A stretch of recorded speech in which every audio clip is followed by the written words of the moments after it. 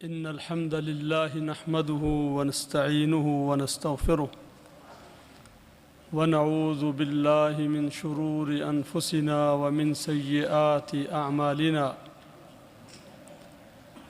من يهده الله فلا مضل له ومن يضلل فلا هادي له أشهد أن لا إله إلا الله وحده لا شريك له وأشهد أن محمدًا عبده ورسوله أما بعد فأعوذ بالله السميع العليم من الشيطان الرجيم بسم الله الرحمن الرحيم يا أيها الذين آمنوا اتقوا الله ولتنظر نفس ما قدمت لغد واتقوا الله إن الله خبير بما تعملون۔ حضرات، علماء کرام، معزز سامعین،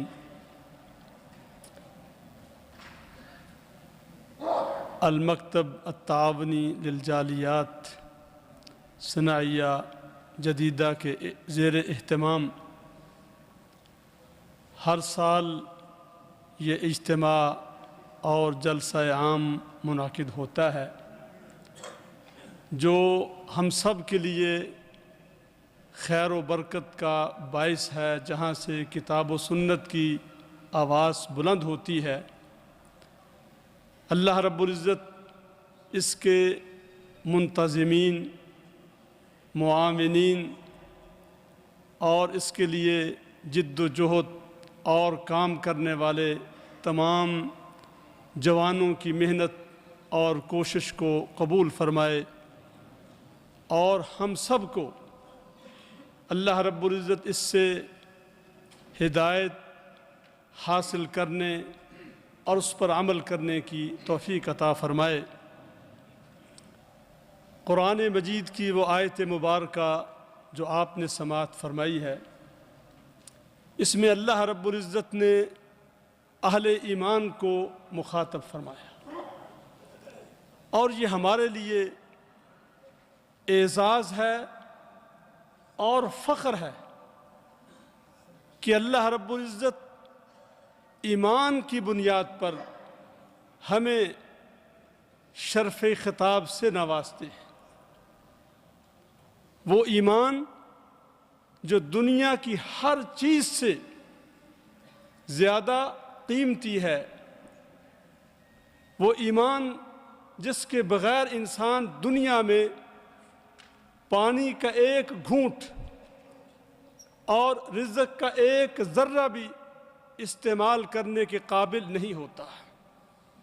اگر کوئی شخص ایمان کے بغیر اس دنیا سے آخرت کے سفر پر روانہ ہو جائے گا تو قیامت کے دن اس شخص کو اللہ رب العزت کی رحمت میں سے ایک ذرہ بھی نصیب نہیں ہوگا۔ اس اللہ کا شکر ہے جس نے ہمیں ایمان کی دولت سے مالا مال کیا، اور جس اللہ رب العزت نے ہمیں اس قابل بنایا کہ وہ ہمیں قرآن مجید میں مخاطب فرماتا ہے، یا ایھا الذین آمنوا۔ ہمارا حق ہے، ہمارا فرض ہے کہ ہم اپنے رب کی ندا کو، اپنے رب کے فرمان کو، اپنے رب کے حکم اور آرڈر کو غور کے ساتھ سنیں اور اس پر عمل کرنے کی کوشش کریں۔ رب کائنات کیا فرماتے ہیں؟ یا ایھا الذین آمنوا اتقوا اللہ اے ایمان والو اللہ سے ڈر جاؤ۔ اللہ تعالیٰ نے جہاں بھی قرآن مجید میں کسی بڑے کام کا حکم دیا ہے اس سے پہلے فرمایا مجھ سے ڈر جاؤ، کہ اللہ کے ڈر کے بغیر انسان عبادت نہیں کر سکتا، عمل صالح نہیں کر سکتا۔ جس طرح بغیر انجن کے آپ کی گاڑی نہیں چل سکتی، اگر انجن نہیں تو آپ گاڑی کو چلائیں گے، گاڑی کو دھکا لگائیں گے، اگر اس میں انجن ہے تو گاڑی آپ کو کہاں سے کہاں لے جائے گی۔ ایمان محرک ہے، اللہ رب العزت کا ڈر، اللہ کا خوف ایسی قوت اور طاقت ہے جو انسان کو اعمال صالحہ پر آمادہ کرتی ہے۔ اور یہ بات یاد رکھیے، مسلمان تو ہم سب ہیں، دعویٰ کرتے ہیں، اگر ہم وہ مسلمان اور مومن ہوتے جو قرآن مجید چاہتا ہے تو ہمارے معاشرے میں کہیں کوئی خرابی نہ ہوتی۔ ہمارے معاشرے میں ہر قسم کی خرابی موجود ہے، اللہ کو بھی مانتے ہیں، مسلمان بھی کہلاتے ہیں، اور دنیا کی کوئی خرابی، دنیا کا کوئی جرم ایسا نہیں جو ہمارے معاشرے کے اندر موجود نہ ہو۔ اس کی وجہ کیا ہے؟ ہم اللہ رب العزت کو مانتے ہیں لیکن اللہ کی صفتوں کے بغیر اس کو مانتے ہیں۔ جو انسان اللہ رب العزت کو اس کی صفات میں غور کیے بغیر مانے گا وہ بظاہر مسلمان ہوگا، لیکن اس کا یہ اسلام اس کو اعمال صالحہ کی طرف لے کر نہیں جا سکتا۔ اب قرآن مجید کا مطالعہ کریں، قرآن مجید کی تلاوت کریں، قرآن مجید کی تلاوت سنیں۔ اللہ رب العزت نے ہر صورت میں، ہر جگہ پر جہاں بھی کسی حکم کو بیان کیا، اکثر آیات کا اختتام اللہ رب العزت نے اپنی عظیم تر صفات پر کیا۔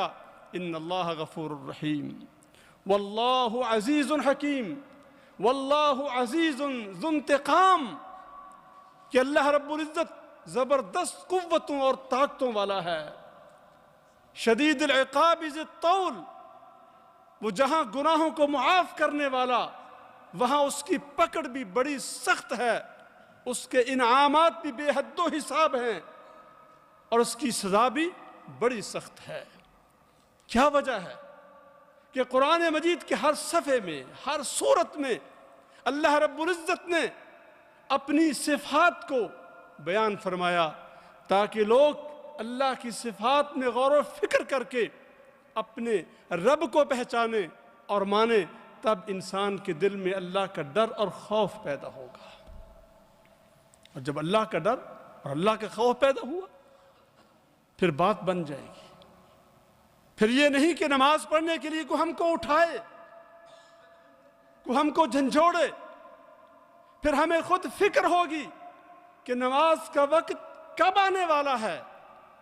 بار بار آدمی اپنی گھڑی کو دیکھے گا، ٹائم کو دیکھے گا، پھر وہ دوسروں کو اپنے ساتھ لے کر جائے گا۔ ایک بڑی خرابی یا بڑی کمی یہ ہے کہ ہم رب کو مانتے ہیں لیکن اس کی صفات میں غور و فکر نہیں کرتے، جس کے نتیجے میں نہ ہمارے دل میں اللہ کی محبت پیدا ہوتی ہے، نہ اللہ کا ڈر پیدا ہوتا ہے۔ رب کائنات نے فرمایا اتقوا اللہ، اگر کام کرنا چاہتے ہو تو پھر پہلے تمہارے دلوں میں میرا ڈر اور خوف ہونا چاہیے، تقوی ہونا چاہیے، پرہیزگاری ہونی چاہیے، تب تم کسی کام کے قابل ہوں گے۔ آگے کیا حکم دیا؟ وَلْتَنْظُرْ نَفْسٌ مَا قَدَّمَتْ لِغَدٍ، فرمایا کہ ہر جان کو آج غور کر لینا چاہیے۔ یہاں پر نکتے کی بات ہے کہ رب کائنات نے جب مخاطب فرمایا یا ایھا الذین آمنوا، اے اہل ایمان، قیامت تک آنے والے اہل ایمان کو اللہ رب العزت نے مخاطب کیا اور جب آگے حکم دیا فرمایا وَلْتَنْظُرْ نَفْسٌ مَا قَدَّمَتْ لِغَدٍ۔ اب ہر جان کو، ہر نفس کو، ہر انسان کو غور کر لینا چاہیے۔ کیوں؟ اس لیے کہ دنیا میں انسان ایک معاشرے میں ہے۔ دنیا میں انسان جہاں بھی ہوتا ہے اپنے معاشرے میں ہوتا ہے، اپنے بھائیوں میں، رشتہ داروں میں، اپنے قبیلے میں، دوست و احباب میں، اپنی کمیونٹی میں، جہاں کہیں بھی ہے۔ لیکن جب انسان کا دنیا سے جانے کا وقت آتا ہے اور حساب و کتاب کا وقت شروع ہوتا ہے وَلْتَنْظُرْ نَفْسٌ مَا قَدَّمَتْ لِغَدٍ وَتَقَطَّعَتْ بِهِمُ الْأَسْبَابُ۔ اب انسان دنیا کے معاشرے سے، دوست و احباب سے، رشتہ داروں سے، والدین سے، اولاد سے، ہر ایک سے کٹ کر تنہا رہ جاتا ہے۔ اور پھر رب کائنات نے فرمایا وَاتَّقُوا يَوْمًا لَا تَجْزِي نَفْسٌ عَن نَفْسٍ شَيْئًا۔ اس دن سے ڈرو کہ جب تم جاؤ گے، دنیا سے جاؤ گے، تنہا رہ جاؤ گے، اور دنیا کی کوئی چیز، دنیا کا کوئی رشتہ، دنیا کا کوئی تعلق وہ تمہارے کام نہیں آ سکے گا۔ پیارے پیغمبر صلی اللہ علیہ وسلم نے متوجہ فرمایا، کیا فرمایا؟ صحیح بخاری اور مسلم کی متفق علیہ روایت ہے، اذا مات الانسان انقطع عنہ عملہ الا من ثلاث، صدقۃ جاریہ او علم ينتفع به او ولد صالح يدعو له۔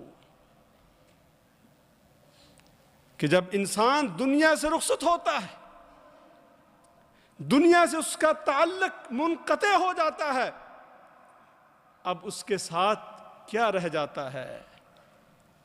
فرمایا اب صرف 3 قسم کے عمل ہیں۔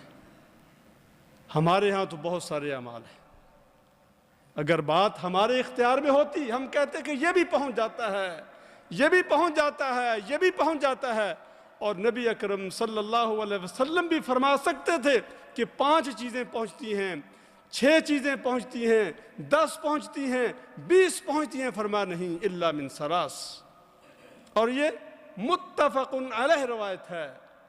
فرمایا صرف 3 قسم کے عمل، اور یہ اعمال بھی وہ ہیں جو انسان کے اپنے ہیں، کسی دوسرے کا عمل نہیں۔